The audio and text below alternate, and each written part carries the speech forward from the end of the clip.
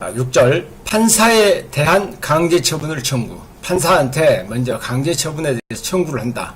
거기에는 증거보존과 증인신문이 있는데 일단 증거보존부터 봅시다. 증거보존이란 뭐냐 그러면 수소법원이 공판정에서 정상적인 증거조사까지 있을 때까지 기다릴 시간이 없어.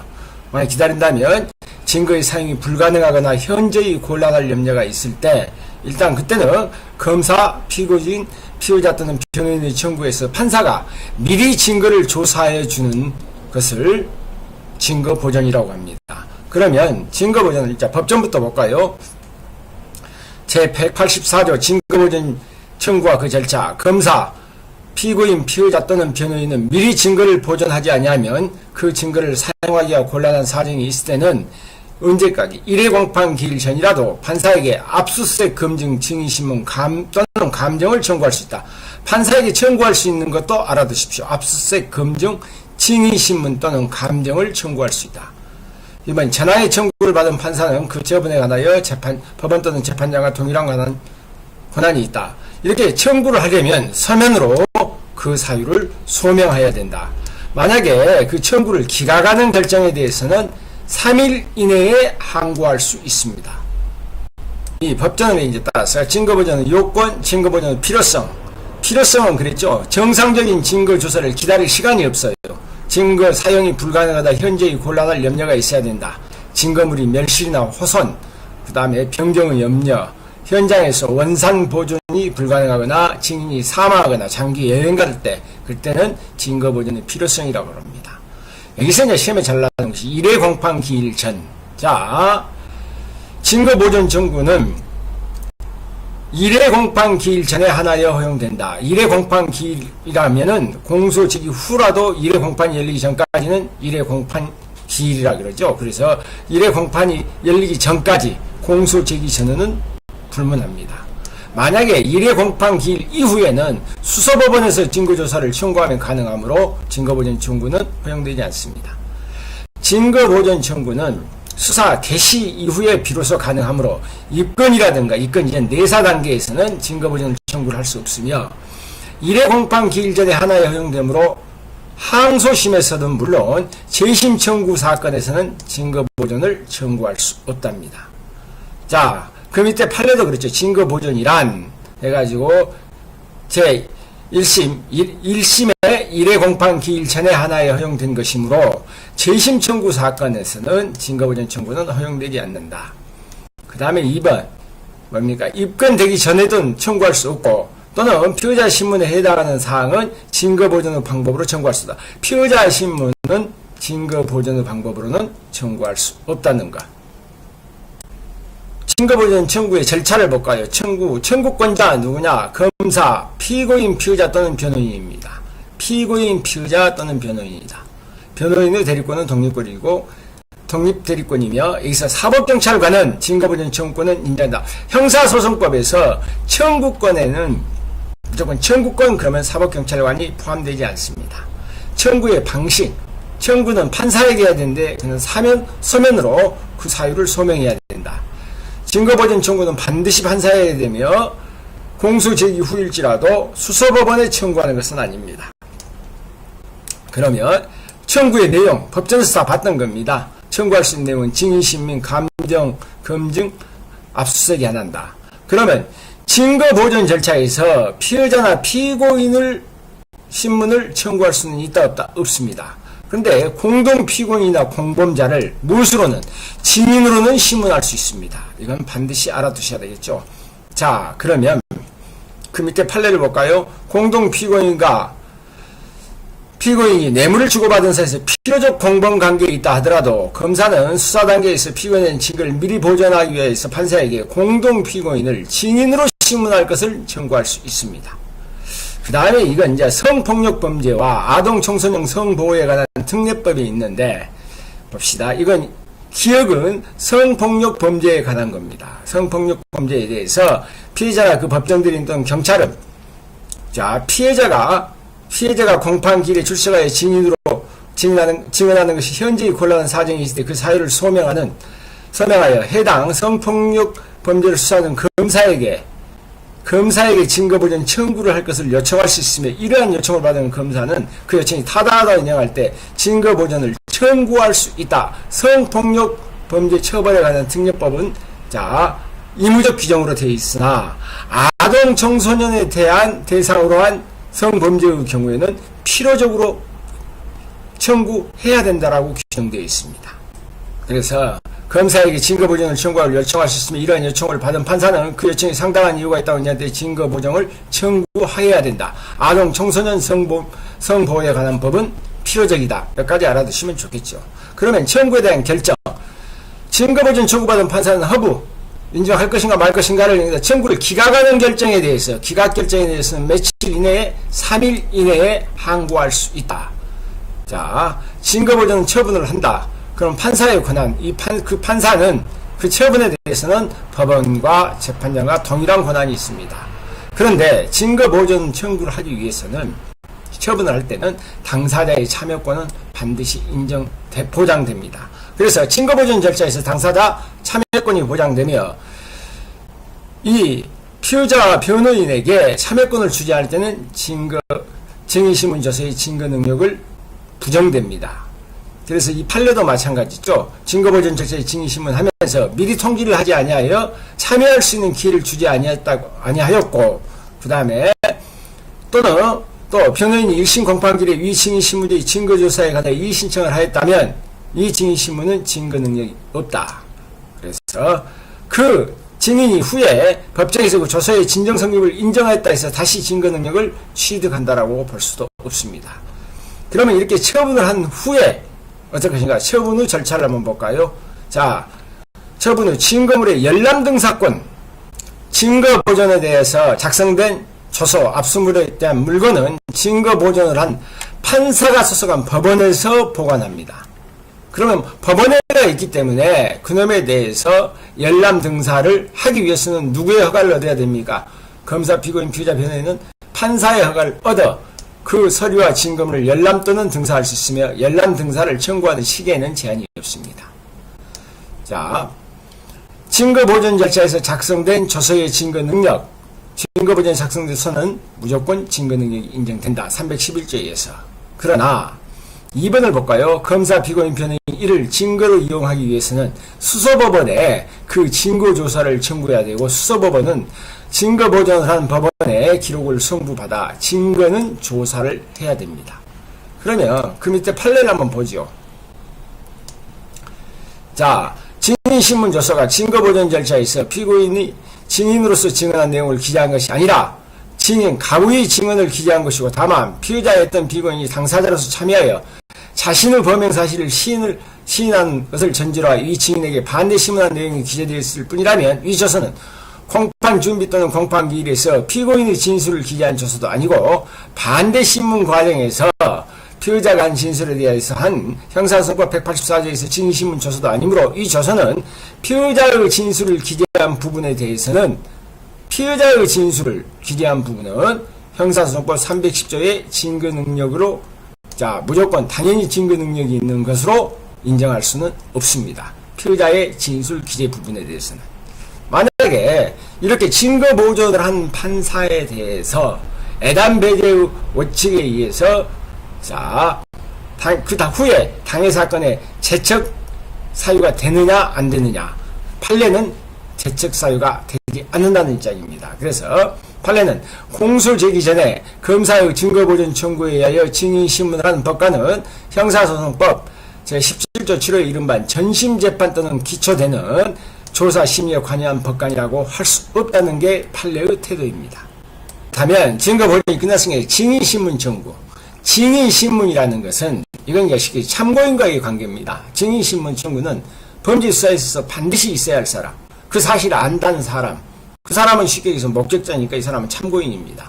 근데 참고인이 출석이나 진술을 거부한 경우 검사의 청구로 해서 일회 공판 기일 전에 하여 판사에 의해서 행해지는 증인신문을 말한다.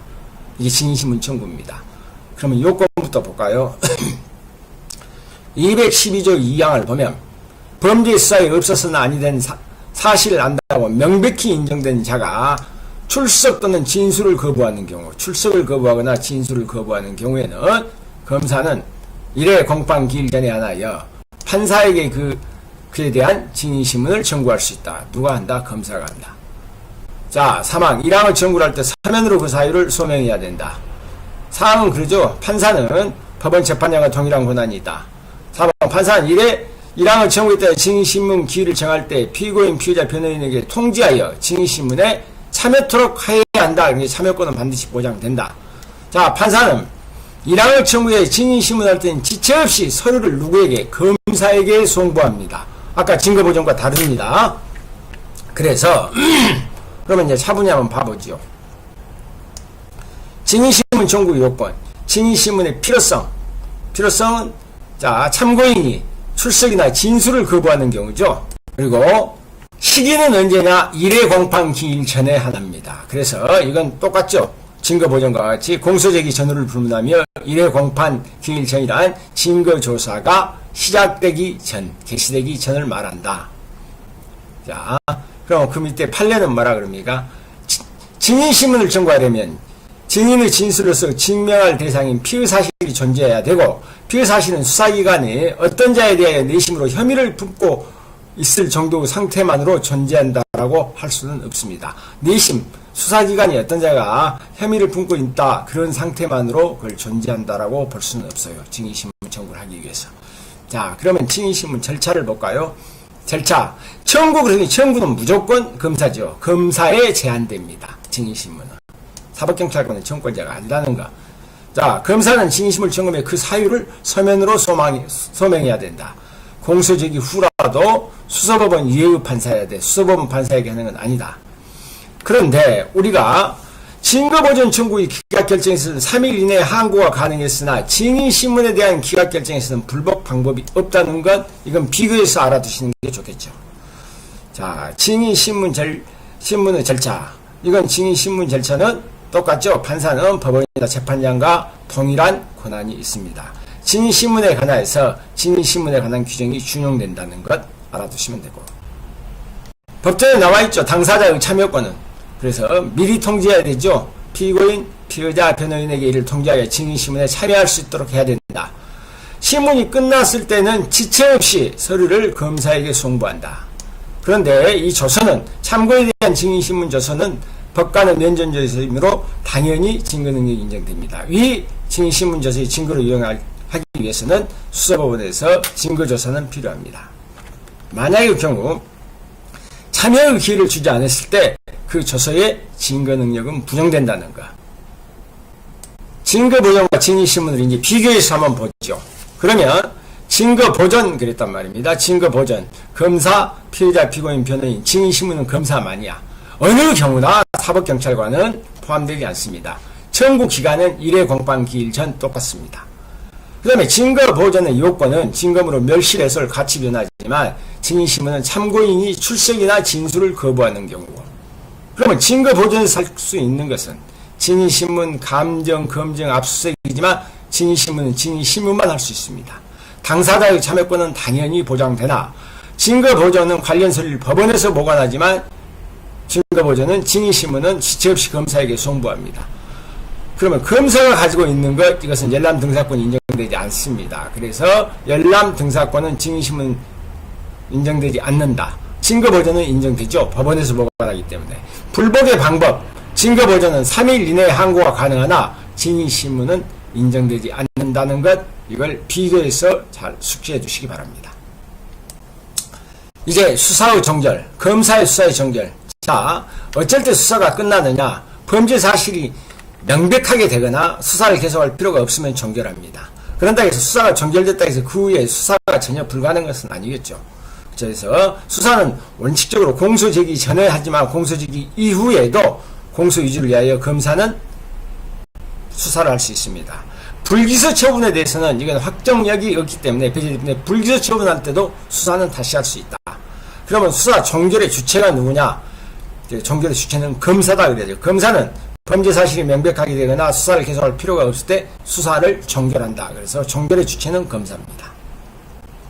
예외적으로 20만 원 이하의 벌금, 불이나 가료에 처할 사건은 직결심판에서 날 경미사건은 예외적으로 경찰서장이 시군법원에 직결 심판을 청구함으로써 수사를 종결한다. 그러면 수사를 끝냈을 때는 이제 처분이 일단 공소를 제기하거나 공소를 제기하지 않겠죠. 그럴 때 공소를 제기하지 않는 것보다 불기소 처분 그럽니다. 그러면 공소 제기는 뭐냐? 자, 수사 결과 범죄의 객관적 혐의가 충분하고 소송 조건이 구비돼서 유죄 판결을 받았다고 인정할 때 검사는 공소를 제기합니다. 약식명령을 할 수 있는 경우 공소 제기와 약식명령을 청구할 수 있다. 이것은 문제가 아닌데 이제 시험에 나오는 것은 불기소 처분입니다. 불기소 처분. 일단 여러분 이제 구별해야 될 것이 혐의가 없다는 것과 범죄가 불성립, 죄가 안 됨. 혐의가 없음 그 말은 피의 사실이 범죄를 구성하지 않거나 죄를 구성하지 않거나 유죄 판결을 받기에 증거가 불충분하는가.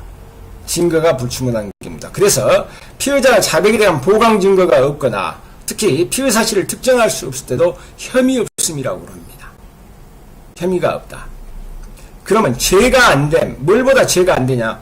범죄 구성 요건은 해당하기는 해요. 하지만 법률상 유법성 조각사유가 있어서 범죄를 구성하지 유법성 조각사유나 책임 조각사유가 있을 때 이때는 범죄의 불성립, 범죄가 성립하기 위해서는 구성요건, 유법성, 책임이 다 있어야 되죠. 세 가지 중에서 한 가지나 두 가지가 없을 때 이건 죄가 안 됨입니다. 그래서 유법성 조각사유나 책임 조각사유가 있는 경우가 해당된다. 뭐 동거 친족 간의 범인 은닉 증거인멸의 죄를 받은 경우 이것도 죄가 안 됨 그러겠죠. 근데 이제 시험에 여러분이 잘 알기 공소권 없음. 이제 소추할 수 없다 그 말 아닙니까? 쉽게 얘기해서 피의 사실에 소송 조건이 결여됐거나 형이 면제되거나 친고죄의 고소가 없거나 취소되거나 확정 판결이 있을 때 그 다음에 통고처분했을 때 통고처분을 이행될 때 사면이나 공소시효가 완성됐을 때 피해자가 사망 법인이 존속하지 아니할 때 이때는 공소권 없음입니다. 여러분이 이제 구별해야 할 것이 아까 죄가 안 됨도 중요하지만 공소권 없음도 어쩔 때 공소권 없음 하는가 이건 알아두시기 바랍니다. 그 다음에 4번 각하한다는 것은 아주 간단히 끝낸다는 건데 고소고발에서 고소고발의 진술이나 혐의 없으나 죄가 안 된 공소권이 명백해버렸다 그 말이죠. 그 다음에 고소나 고발의 제한을 위반했거나 동일한 사건에 대해서 검사의 불기소 처분이 있는데 다른 새로운 증거가 발견되지도 않고 다시 고소했거나 고소권 난자 아닌 자가 고소한 경우 그 다음에 고소 고발한 후에 출석 요구거나 출석을 응하지 않고 소재가 불명됐고 그래서 고소나 고발인의 진술을 청취할 수 없을 때 이건 각하입니다. 그 다음에 고소 고발의 사안의 경지용 경위 고소 고발 피고 소인과 관계를 비추어 책임이 경무하고 수사와 소추할 공공의 이익이 없거나 적어서 극히 수사의 필요성이 인정되지 않을 때 이때는 각하 사유가 된다. 이건 형사법에서는 시험 문제에 나오기가 참 힘든 부분입니다. 그러면 기소유예 우리가 보통 볼 때 기소유예가 유죄냐 무죄냐 죄가 있냐 없냐라고 얘기를 많이 하죠. 기소유예라는 것은 일단은 범죄의 객관적 혐의가 충분합니다. 그러니까 죄는 있냐 없냐 죄는 있어요. 그런데 검사가 범인의 연령, 성행, 지능과 환경, 피해자에 대한 관계, 범행의 동기, 수단, 범행의 정황을 참작해서 공소를 죄는 있기는 있는데 이런 것을 참작해서 공소를 제기하지 아니할 수 있는 것을 이걸 보다 기소유예라고 합니다. 이와 똑같은 제도는 국가보안법상의 공소보류라고 있어요. 그래서 이렇게 기소유예 처분을 하다가 검사가 다시 재수사해서 공소를 제기할 수 있으며 법원은 이에 대해서 유죄 판결을 선고하여도 일사불의 원칙에 반하지 않는다는 것 여기까지 알아두십시오. 그러면 우리가 보통 기소중지는 피의자가 소재불명이라든가 해외도피 도망가 버렸을 때로 수사를 종결할 수 없을 때 그 사유가 끝날 때까지 기소중지 처분을 합니다. 참고인 중지는 뭐냐? 참고인, 고소고발인 또 같은 사건의 피의자가 소재불명으로 수사를 종결할 수 없는 경우 이때 참고인 중지라고 합니다. 그 다음에 이렇게 우리가 공소제기, 불기소 처분 하고 있다가 치사건이 아니야. 그러면 치사건에 관할이 있는 곳으로 보내는 걸 이걸 보다 타관송치라 그러죠. 그건 타관송치. 1. 타관송치. 검사는 그 사건이 그 소속 검찰청이 되어는 법원이 관할에 속하지 아니할 때는 서류와 증거물을 관할의 대행하는 검찰청 검사에게 송치하는 이걸 타관 송치입니다. 만약에 이것이 군사법원이 재판권이 속할 때는 군 검찰관으로 송치해야 되겠죠. 소년부 송치. 검사는 소년에 대한 피의 사건을 수사한 경우가 보호처분에 해당한다라고 생각할 때, 보호처분에 해당하는 사유가 있을 때는 이걸 관할 소년부에 송치해야 됩니다. 그 다음에 이제 기타 두 가지 경우가 있습니다. 검사가 가정폭력 범죄 사건을 처리하는 경우나 그 다음에 성매매 사건에 대해서는 보호처분을 처한다면 상당하다고 인정할 때 관할 가정법원 또는 지방법원에 송치해야 된다는 것. 여기까지 알아두시고, 이제 우리가 또 중요한 것이 수사 종결 처분은 이제 통지, 알려주는 것 그 말입니다. 일단 수사가 끝났을 때는 그 사건에 고소 고발한 사람들한테 먼저 알려줘야죠. 그래서 고소 고발인에 대한 통지입니다. 자, 사건의 처리. 1. 검사가 고소 또는 고발에 대하여 범죄를 수사할 때는 고소 고발을 수리한 날로부터 몇 개월 이내에 3개월 이내에 완료하여 공소제기 여부를 결정해야 되고, 사법경찰관은 보통 처리기간은 2개월이라 그러죠. 그러면 고소 고발인에 대해 처분을 통지할 때 검사는 고소 고발 있는 사건에 대해서 어떤 것을 하느냐, 공소를 제기하거나 제기하지 아니한 처분, 공소 취소, 타관 송치까지 4가지죠.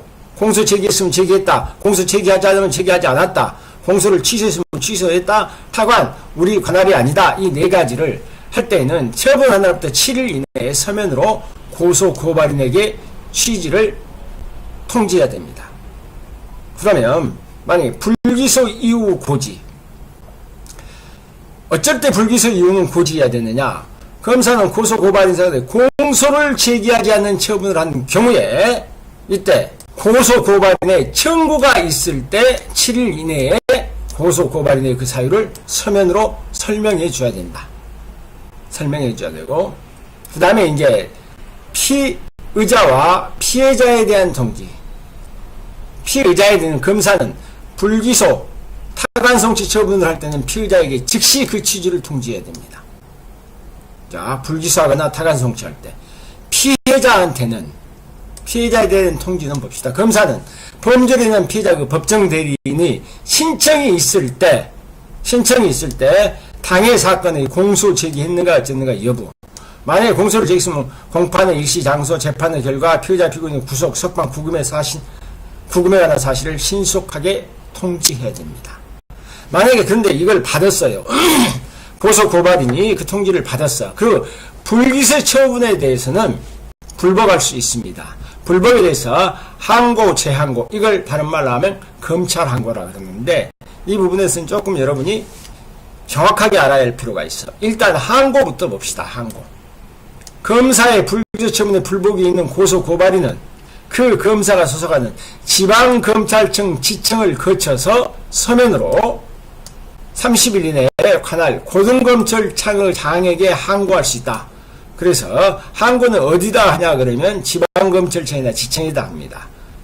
이걸 거쳐서 서면으로 하면 이건 30일 이내에, 통지를 받은 30일 이내에 그 관할 고등검찰청의 장에게 하는 것은 항고라 그래. 그런데 항고는 검사의 불기소 처분에 대해서만 할 수가 있어요. 만약에 공소 취소했다, 타관 송치했다, 약식명령 청구했다 해서 이건 항고할 수 없습니다. 그리고 여러분이 조심해야 될 것이 재항고입니다. 재항고는 왜냐하면 재정 신청이 가능한 자는 재항고가 할 수 없습니다.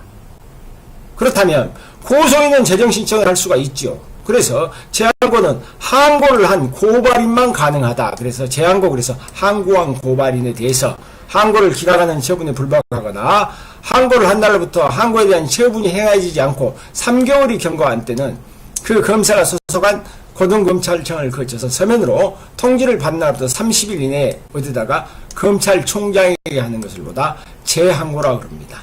재항고할 수 있는 자에 대해서 항고한 고발인이다 라는 것 반드시 알아두시기 바랍니다. 재정신청은 고소권자로서 고소한 자, 그 다음에 형법 123조에 126조에 제에서 고발한 자는 자, 검찰청법에 따라서 항고를 거치고, 항고 전치주를 거치고, 항고계약 통지를 받는 10일 이내에 재정신청할 수 있다. 이 재정신청은 뒤에 항목을 따로 해서 배웁니다. 그 다음에 그러면 여기서는 헌법소원. 이 또 헌법소원이 문제가 되는데, 여러분이, 어쩔 때 헌법소원할 수 있느냐? 공권력을 행사나 또는 불행사로 인해서 헌법상 보장된 기본권을 침해받은 자는 법원의 재판은 제외합니다. 법원의 재판은 제외하고 헌법재판소에 헌법소원을 청구할 수 있다. 다만 이렇게 청구하려 할 때는 다른 법률의 구제 절차가 있는 경우 그 절차를 모두 거친 후에 청구할 수 있다. 그러면 고소인 봅시다. 고소인은 검사의 불기소집에 항고는 할 수 있죠. 재항고는 안 되죠. 그러면 재정신청을 합니다. 재정신청을 먼저 거쳐야 되고, 재정신청을 기각하는 결정에 대해서는 헌법소원을 제기할 수 없는 원칙으로 하기 때문에 고소인은 헌법소원이 인정된다 안 된다? 인정되지 않습니다. 근데 고발인은 어쩌냐? 고발은 그 사건에 관해서 자기 관련성이 없기 때문에 청구권이 인정되지 않습니다. 그러면 헌법소원을 제기할 수 있는 자, 피의자로서 검사의 기소유예 처분에 대해서는 행복주권을 침해를 이유로 헌법소원을 제기할 수 있습니다. 또 한 가지, 고소하지 않는 피의자, 고소하지 않는 피해자는 헌법 27조 5항의 근거로서 재판 절차 진술권 침해를 이유로 헌법소원을 제기할 수 있다. 그럼 이거 판례를 한번 봐볼까요? 현재 수사 중인 사건이라면 특단의 사정이 없는 한 구체적 공권력 행사, 불행사가 있다라고 볼 수 없으므로 이에 대한 헌법소원 심판 청구는 부적합하다. 그 다음에 진정의 기하에 이루어진 내사 종결 처리는 자, 진정사건의 구속력이 없는 수사기관의 내부적 사건 처리 방식에 지나지 아니하므로 진정인의 고소 고발의 권리행사에 아무런 영향을 미치는 것이 아니어서 헌법소원의 심판에 대한 공권력의 행사라고 볼 수 없다는 것. 자, 범죄 피해자가 아닌 고발인에게는 개인의 주관적 권리나 재판 절차 진술권 등의 기본권이 허용될 수 없으므로 검사의 자의적 불기소 처분을 했다고 하여 달리 특별한 사정이 없으면 헌법소원 심판 청구 요건이 자기 관련성이 없다 그랬죠. 자기 관련성이 없다. 또 4번에 검사의 불기소 처분에 대한 헌법소원이 그 세상에 입으면 공소시효가 완성됐을 때는 권리보호의 이익이 없어 헌법소원을 제기할 수 없으며, 또 헌법소원 후에 그 공소시효가 완성된 경우에도 역시 그 헌법소원은 권리보호의 이익이 없어 부적법하다는 것. 이 판례는 조금 알아두시는 것이 좋죠. 그 다음에 5번에 봅시다. 검찰청법에 의해서 항고 재항고를 거쳐 헌법재판소에 헌법소원 심판을 청구하는 경우 그 항고 재항고 결정 자체는 고유한 위법이 있음을 그 이유로 내세우는 경우가 아니면 원래의 불기소 결정이 아닌 그 항고나 재항고 결정에 대해서는 헌법소원 심판을 청구할 수 없습니다. 그러면 여기서 한번 보죠. 비교해 보면 검찰 항고의 대상 범죄는 제한이 없어요. 재정신청은 자, 고소인은 제한이 없지만 고발인은 제한이 있습니다. 헌법소원도 제한이 없어. 그리고 검찰 항고는 고소인 고발인이고 재정신청도 자, 대상 범죄의자와 똑같습니다. 그런데 헌법소원은 청구권자는 고소하지 않은 피해자와 피의자만 가능합니다. 기소유예 처분을 받은 피해자. 그 다음에 검찰 항고는 공소시효가 정지 안 되지만 재정신청만 정지됩니다. 헌법소원과 검찰 항고는 공소시효가 정지되지 않는다는 것, 이렇게 비교해서 한번 봐두시기 바랍니다.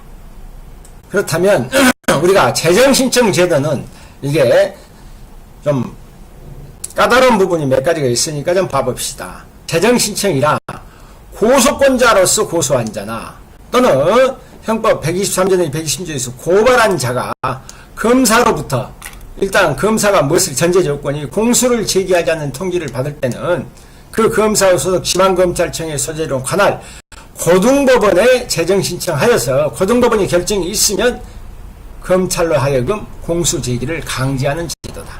공소제기를 강제하는 제도입니다. 이건 제도를 둔 것은 기소독점죄에 대한 규제를 자, 사법적 인정해서 사법심사에 의해서 검사의 부당한 불기소 처분을 시정하려는데 그 목적은 있습니다. 그렇다면 재정신청의 절차를 한번 볼까요? 대상이 되는 것, 고소사건은 제한이 없이 할 수 있습니다. 신청. 고발 사건은 자, 공무원의 직권남용죄에 대한 검사의 불기소 처분이고 고발에 대해서 다만 피의 사실을 공표해야 되는 피공표자가 명시한 의사에 반해서는 재정 신청할 수 없다라는 거. 그러면 자, 이렇게 신청의 대상이나 신청권자도 거의 비슷하죠. 이번 봅시다. 고소권자로 고소한 자와 고발한 자. 그러면 재정 신청은 누구에 의해서 대리인에 의해서도 할 수 있으며 공동신청권자 중에서 1인의 신청은 그 전원을 위해서 효력이 발생합니다. 그런데 이 재정 신청하기 위해서는 뭘 해야 되느냐? 일단 검찰 항고를 거쳐라. 그래서 검찰 항고 전치주의라고 그럽니다. 원칙 그래가지고 재정 신청이 확정되면서 재정 신청의 남용의 피해를 줄이고 재정적 제도에 대한 효율성을 도모하기 위해서 재정 신청하기 위해서는 반드시 검찰청법에 의한 항고를 거쳐야 된다. 그래서 검찰 항고를 거쳐라. 그래서 검찰 항고 전치주의다.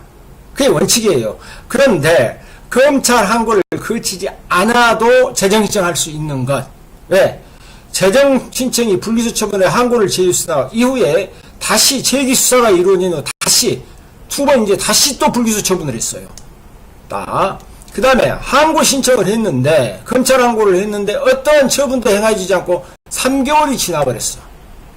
그 다음에 공소시효 완성일이 30일 전까지 30일만 지나면 공소시효가 30일 전까지 공소가 제기되지 아니한 경우 이때는 검찰 항고를 거치지 않아도 되는 경우입니다.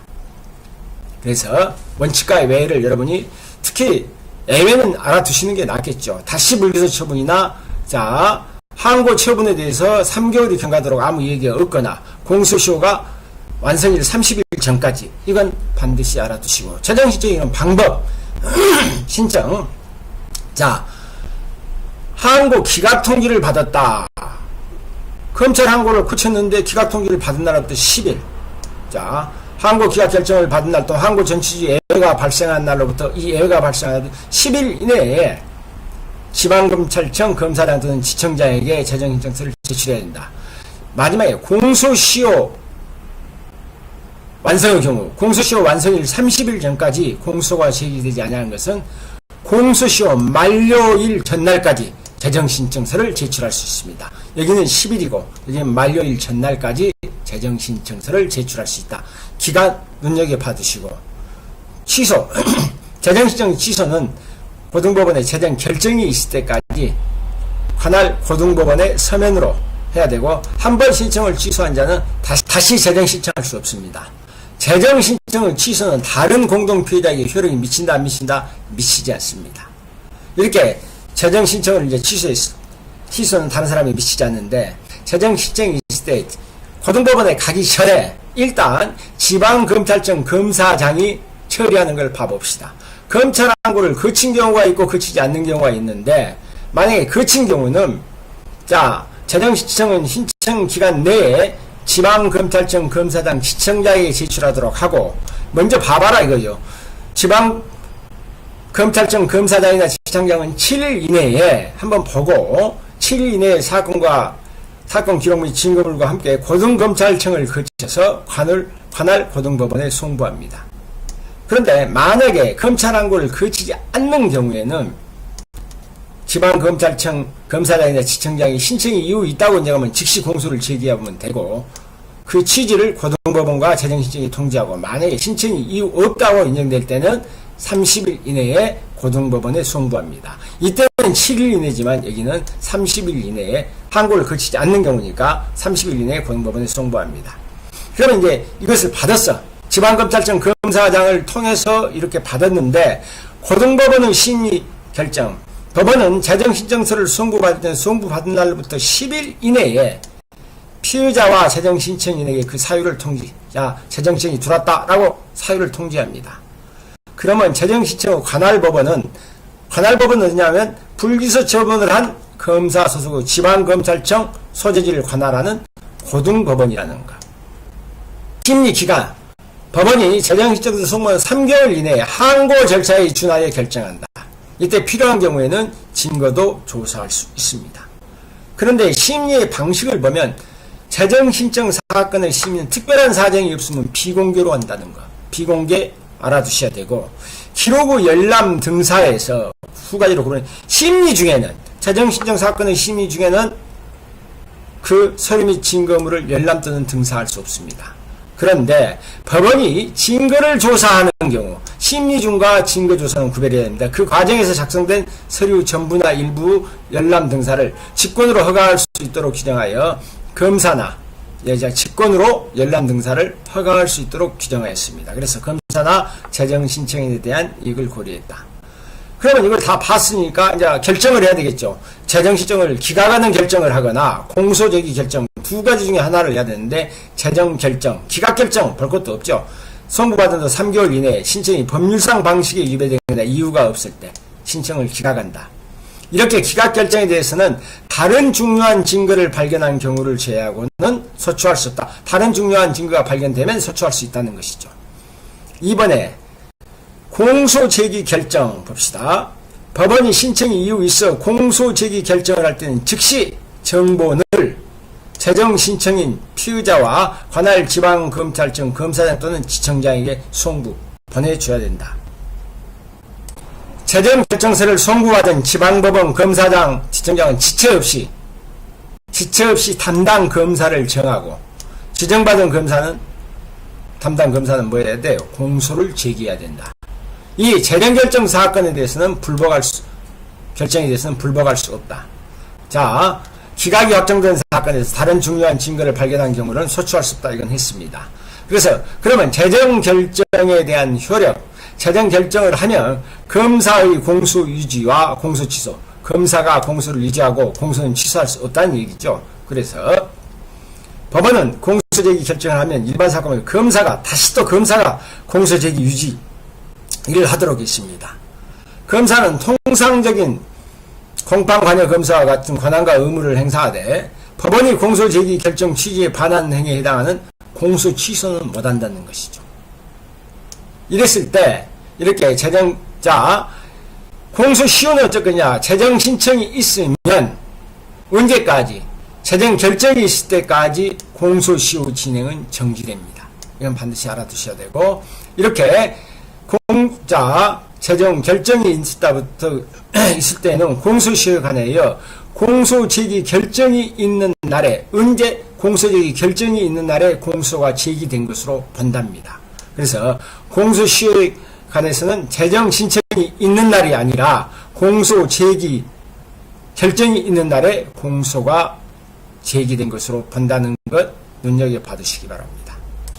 재정 신청인에 의해서 비용 부담, 만약에 기각결정이라든가 재정신청이 취소된 경우, 법원은 재정신청을 기각하거나 재정이 취소된 경우 재정신청인에게 결정으로 재정신청인에게 신청 절차에 의해서 생긴 비용의 전부 또는 일부를 부담하게 할 수 있다. 이것은 필요적이 아니라 의무적입니다. 또 직권 피의자의 신청에 의한 부담은 법원은 직권 또는 피의자의 신청에 따라 재정신청인의 피의자가 재정신청 절차에서 부담하거나 부담할 변호사 선임료 비용 전부 또는 일부의 지급을 명할 수 있다. 어느 경우나 이것은 필요적이 아니라 의무적이라는 것. 비용에 관한 것이니까. 비용 부담에 대해서는 즉시 항고할 수 있습니다. 형사선고의 비용과 관계된 것은 거의 즉시 항고할 수 있다라고 여러분에게 말씀드렸습니다. 자, 그러면 그 밑에 판례를 한번 봐볼까요? 자, 1. 재정신청 제기기간이 경과된 후에 재정신청 보충서를 제출하면서 원래의 재정신청서의 대상에 포함되어 있지 않는 고발 사실을 재정신청의 대상으로 추가한 경우, 이것은 쉽게 해서 재정신청 보충서를 추가한 경우 재정신청서는 법률상 방식에 어긋난 것으로 부적바 받아낸다. 이번 판례는 좀 이상한 판례인데 그래도 알아두십시오. 재정령 공소를 제기하지 않는 검사의 처분의 상부에 대해서 재정신청을 한 경우에도 검사가 무혐의 불기소 처분이 위법하다 하더라도 기록에 나타난 여러 사정을 고려하면 기소 이외의 불기소 처분할 만한 사건이라고 인정된 경우에는 재정신청을 기각할 수 있다. 논리적으로는 안 맞더라도 그냥 판례니까 알아두시기 바랍니다. 자, 그 다음에 3번. 다른 거 이제 구금 중에 고소인 재정신청을 그 기간 안에 교도소 공소소장 또는 그 직무를 대리할 사람에게 제출할지라도 재정신청서가 이 기간 안에 불기소 처분을 한 검사가 소속한 지방검찰청 검사장 또는 지청장에게 도달하지 아니하면 이것은 적법한 재정신청서의 제출이라고 할 수 없습니다. 4번 재판부가 당사자의 증거 신청을 채택하지 아니할 거다. 같은 법 제262조 규정의 기간 내에 재정신청 사건을 결정하지 않았다는 이유만으로는 재판의 공정을 기대하기 어려운 객관적 사정이 있다라고 할 수는 없습니다. 그 다음에 5번 판례는 법원이 재정신청서에 재정신청을 이유있게 하는 사유가 기재되어 있지 아니하였음에도 이를 간과하여서 공소제기 결정을 한 관계로 그에 따른 공소가 제기되어 본안 사건의 절차가 개시된 후에 다른 특별한 사정이 없는 한 이제 그 본안 사건에서 이와 같은 잘못을 다툴 수는 없다. 재정신청에 대한 잘못을 다툴 수는 없는 것이다. 이것도 한번 알아두시는 게 좋습니다.